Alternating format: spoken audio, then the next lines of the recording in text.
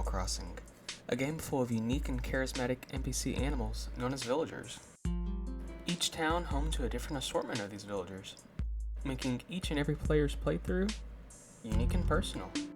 Hi, hello, I'm Zystar, and today I'm finishing my ranking of all the villagers I've ever had.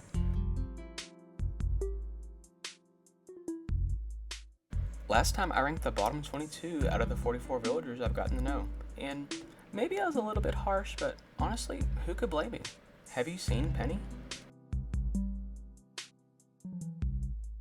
But seriously, don't worry about these virtual animals' feelings, as in this video, I'm ranking the top 22. All good vibes here, no malicious hatred towards any of these cuties. Well, maybe a little. Before I get into the video, I want to say thank y'all for the support on my first video. Actually, I'm making this video way before the first ever gets published, so I honestly have no idea how well it did, or if it did anything at all. Awkward. Anyways, let's get on to ranking the better half. This time working our way down to number 1. Let's start with finishing out B tier. Coming in at 22nd place is the pink bear herself, Ursula. She has a good design and fun personality. However, she lives in a pretty awkward spot in my town, so I'd forget to go see her. Mint comes in at 21st on the list. Now, I love Mint. She's adorable and very funny, but for whatever reason, she stays sick almost 24/7 on my Wild World town, and I'm getting tired of bringing her medicine each and every day. Mint, stop, get better. Last of the B tier, and in 20th place, is the lovable Poncho. He easily became one of my favorites on my Wild World playthrough, but unfortunately for him, he got outshined when more villagers began to move in.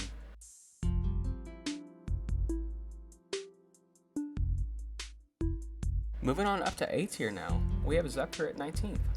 He's a very quirky villager who I very much adore. I love the more food-based villagers. Forever sad I never got meringue. The only reason he isn't up higher is because he doesn't shut up about bugs talking to him. What the fuck is he talking about? Gabby the Rabbit hops in at 18th. I was quite shocked when I found out most people aren't too fond of her.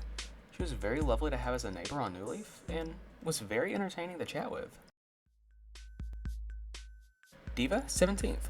Now Diva was a jump scare when I first saw her. I had seen her from behind and thought she was a purple cat. Boy was I shocked when she turned around and her eyes are where her ears were. She's a pretty chill villager with a big sister kind of vibe, so she's definitely a favorite of mine. Hugh waddles in at 16th. He has such an adorable design that I typically wouldn't like, but I feel like it works well for him.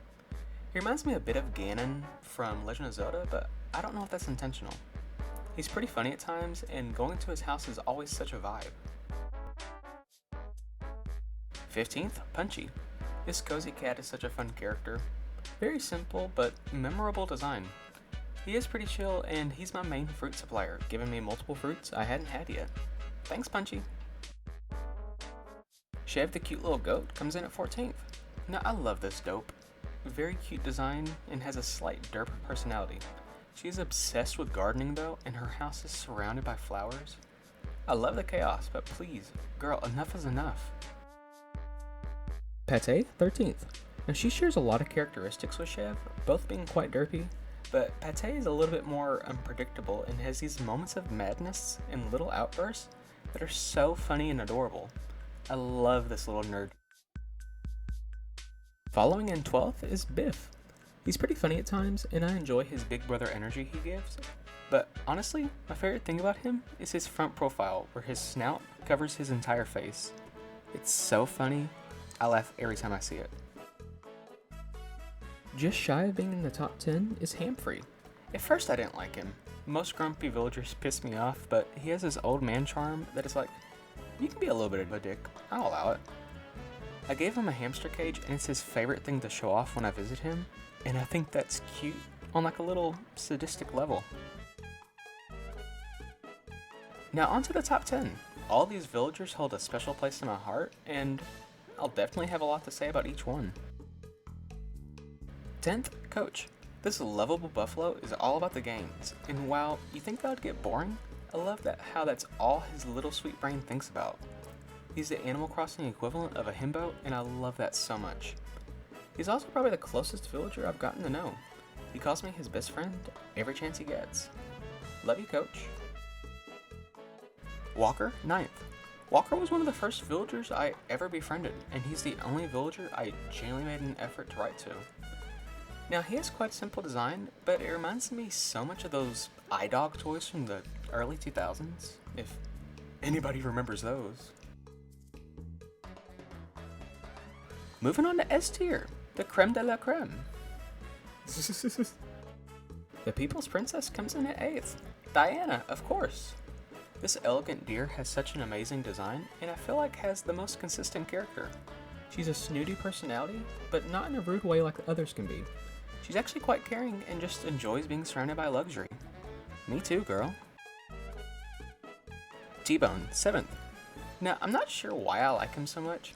He doesn't have the best design, and he can be a bit boring at times, but he was the first villager I ever got to know, being a starter villager in my New Leaf town, so I have very fond memories of him. Controversial sheep herself, Barbara, sachets in at 6th. Now, I want to preface, I don't like her because of her controversy. If you want to know more about that, maybe I can do a video on it sometime.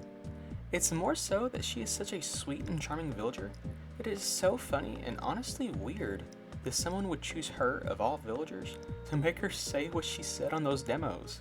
But honestly though, she is a sweetheart and a great villager to have. Now on to 5th place, Astrid the kangaroo. I love this sassy kangaroo, and she has such a nice design. She had this slight unhinged motherly energy, if that makes any sense. Like she would insult you, but it would be like how a mother would, so I never took it personally. Now that I think about it though, I have no idea what the name of her kid is.